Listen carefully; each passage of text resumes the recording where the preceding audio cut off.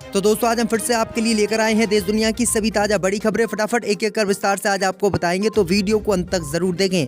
दोस्तों पहली खबर में आपको बता दें कि दुनिया की सबसे पवित्र मस्जिद को बचाने के लिए दुनिया भर के मुस्लिम देश हुए एक। अल-अक्सा मस्जिद पर कब्जा करने की तैयारी में इजराइल के कब्जा करने की तैयारी के विरोध में उतरे मुस्लिम देश, जताई आपत्ति, कभी भी मुस्लिम देश कर सकते हैं इजराइल पर हमला।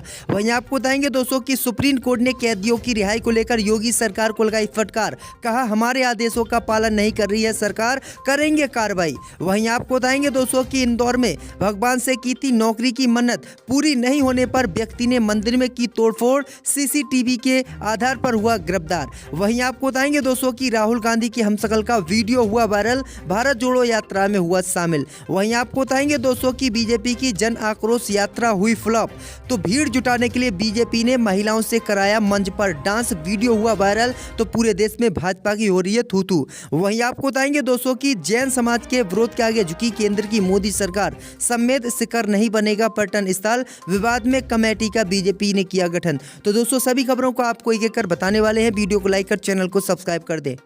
इसी बीच पर तो दोस्तों अगली खबर की ओर, तो अल-अक्सा मस्जिद पर कब्जा करने की तैयारी में इजराइल के मंत्री ने अल-अक्सा मस्जिद का किया दौरा, मुस्लिम देशों ने जताई नाराजगी।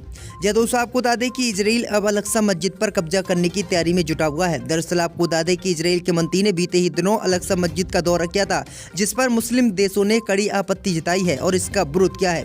दरअसल आपको बता दें कि मुस्लिम देशों ने कहा है कि मुसलमानों का अल-अक्सा मस्जिद एक पवित्र स्थल है, यहाँ पर हमारे नबी ने नमाज पढ़ी थी और इस मस्जिद को किसी भी कीमत पर मुसलमान इजराइल को नहीं देंगे। दरअसल आपको बता दें कि इजराइल यहूदी बहुल इलाका है और इजराइल लगातार अल-अक्सा मस्जिद के नाम पर मुसलमानों का उत्पीड़न करता है, फिलिस्तीनियों को जान से मारता है, उन्हें आतंकवादी घोषित करता है। वही आपको बता दें कि आज तक किसी भी इजराइल के मंत्री ने अल-अक्सा मस्जिद का दौरा नहीं किया था, लेकिन इजराइल के राष्ट्रीय सुरक्षा मंत्री इतामार बेन गवीर ने बीते मंगलवार को अल-अक्सा मस्जिद का दौरा किया था, जिसके बाद तनाव बढ़ गया है और मुस्लिम देशों ने इस पर आपत्ति जताई है और यूएन में एक आपातकाल बैठक बुलाने की मांग की है और कहा है कि किसी भी कीमत पर मुस्लिम समुदाय इजराइल के इन पापों को अब नहीं सहेगा। अगर इजराइल ने ज्यादा अल-अक्सा मस्जिद में जाने की कोशिश की तो मुस्लिम देश इस पर कार्रवाई करेगा और इजराइल पर हमला करेंगे। तो ये बड़ी अपडेट आ रही दोस्तों कि इजराइल अब अल-अक्सा मस्जिद पर कब्जा करना चाहता है। इसी बीच पर तो दोस्तों अगली खबर की ओर, तो सुप्रीम कोर्ट ने कैदियों की रिहाई को लेकर योगी सरकार को लगाई फटकार, कहा हमारे आदेशों का नहीं किया जा रहा है पालन। जय दोस्तों आपको बता दें कि सुप्रीम कोर्ट से कैदियों को लेकर उत्तर प्रदेश की योगी सरकार को बड़ा झटका लगा है। सुप्रीम कोर्ट ने उत्तर प्रदेश की योगी सरकार को कैदियों की रिहाई को लेकर आज बड़ी फटकार लगाई है, जिसके बाद योगी सरकार की मुश्किलें बढ़ गई हैं। दरअसल आपको बता दें कि अदालत ने 2018 की पॉलिसी का हवाला देकर कुछ कैदियों की समय पूर्व रिहाई के आदेश दिए थे, जिसका अदालत ने नहीं किया। सुप्रीम कोर्ट ने यूपी डीजीपी से कहा कि वह हलफनामा दायर कर बताए कि कुछ कैदियों की समय पूर्व रिहाई पर विचार करने की अदालत के 2022 के फैसले का पालन नहीं करने को लेकर उनके खिलाफ कार्रवाई क्यों नहीं की जाए।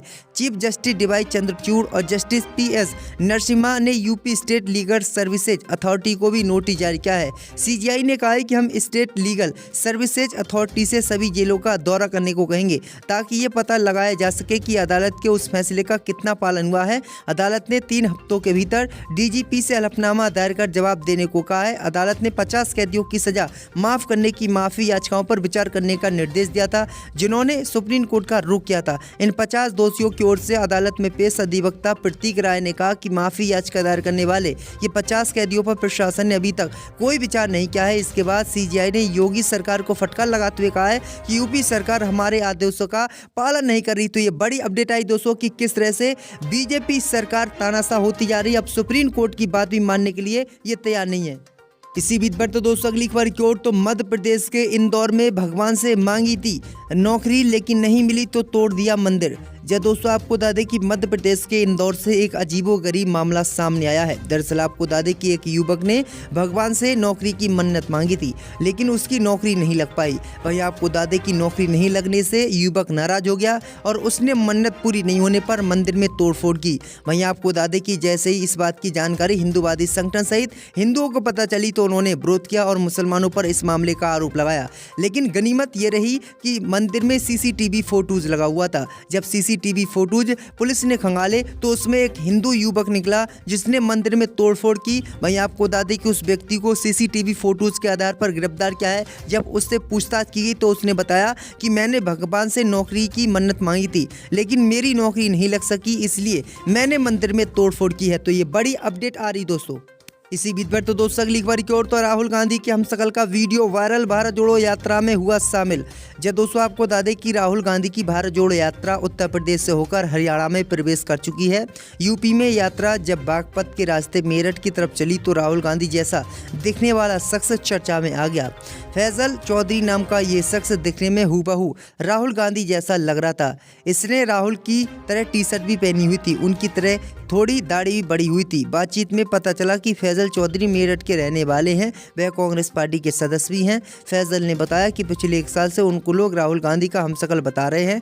फैजल चौधरी ने कहा है कि बहुत लोग बोलते हैं कि आप राहुल की तरह दिखते हो, बहुत से लोग साथ में फोटो खिंचवाते हैं, वीडियो बनवाते हैं, राहुल जैसे लगते हो, सुनकर कैसा लगता है? इस सवाल पर फैजल ने कहा कि अच्छा लगता है, हम उनकी कापी है। सबसे बड़ी बात यह है कि हम उनकी पार्टी के कार्यकर्ता हैं। फैजल ने बताया कि वह 4 जनवरी और फिर 5 जनवरी 2023 को भारत जोड़ो यात्रा में शामिल हुए और पैदल चले। तो ये बड़ी अपडेट आ रही दोस्तों। वहीं उन्होंने ये भी कहा कि भारत जोड़ो यात्रा में शामिल होकर पूरे देश में एक अच्छा संदेश जा रहा है। इसी बीच पर तो दोस्तों अगली खबर की ओर तो बीजेपी की जन आक्रोश रैली में महिलाओं ने लगाए ठुमके, परफ्यूम लगावे चुन्नी में महिला ने किया डांस, पूरे देश में बीजेपी की थू थू। जय दोस्तों आपको बता दें कि राजस्थान के अलवर के कठुमर विधानसभा क्षेत्र के खेड़ली में भाजपा की जन आक्रोश महासभा हुई। इस दौरान भीड़ जुटाने के लिए स्टेज पर महिला डांसरों ने जमकर ठुमके लगाए। इस मामले का वीडियो खूब वायरल हो रहा है।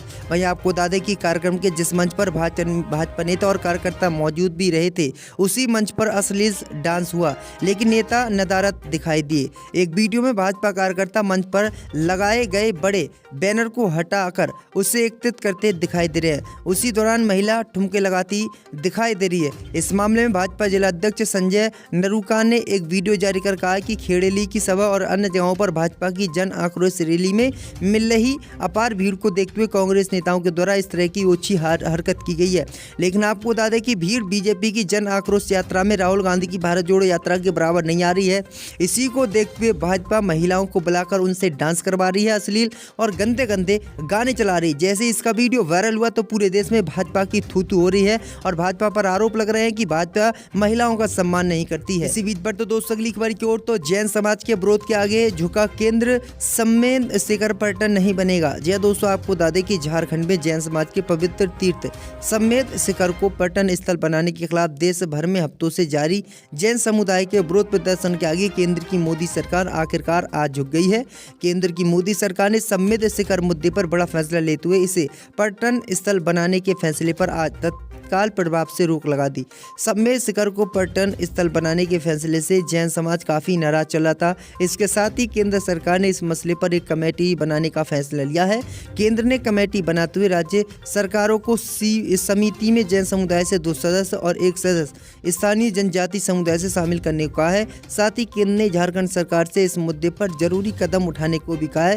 केंद्र ने राज्य को 2019 की अधिसूचना के खंड 3 के प्रावधानों पर रोक लगाने के आदेश दिए हैं, क्योंकि दोस्तों सम्मेद शिखर को जो है पर्यटन स्थल बनाया जा रहा था। तो ये बड़ी अपडेट आई दोस्तों कि जैन समाज कितना कम देश में है, मात्र थोड़ी सी संख्या में है, उसकी बात केंद्र की मोदी सरकार मानती है, लेकिन मुस्लिम समुदाय बड़ी संख्या में है, उसकी बात मोदी सरकार मानने के लिए तैयार नहीं है। इसी बीच पर तो दोस्तों अगली खबर की ओर तो गृह मंत्रालय ने लश्कर-ए-तैयबा के सहयोगी संगठन द रेजिस्टेंस फ्रंट को किया बैन, अबू खुबैब आतंकी घोषित।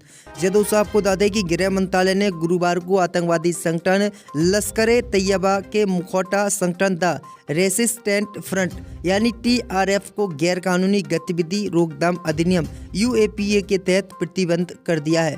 पिछले कुछ वर्षों से कश्मीरी पंडितों और प्रवासी श्रमिकों के साथ साथ कश्मीर में सुरक्षा बलों और नागरिकों पर अधिकांश हमलों के पीछे TRF का हाथ था। TRF के कमांडर सज्जाद गुल को भारत सरकार पहले ही आतंकवादी घोषित कर चुकी है। गुरुवार को अब सरकार ने कदम उठाते हुए इस पूरे संगठन को ही बैन कर दिया है। क्या सरकार की जिम्मेदारी नहीं है कि गरीब को उसके आदर के साथ अंतिम संस्कार कर दिया जाए अगर किसी के पास पैसा नहीं है? सरकार ने लाखों करोड़ों रुपया फंड का, हम लोगों का, इसका उसका काटा गया है वो उस पैसे का हिसाब देने को तैयार नहीं है, गरीब को लकड़ी देने को तैयार नहीं है। आखिर हो क्या रहा है? सरकार को अपनी जिम्मेदारी निभानी चाहिए, इसकी पूरी जिम्मेदारी सरकार की थी।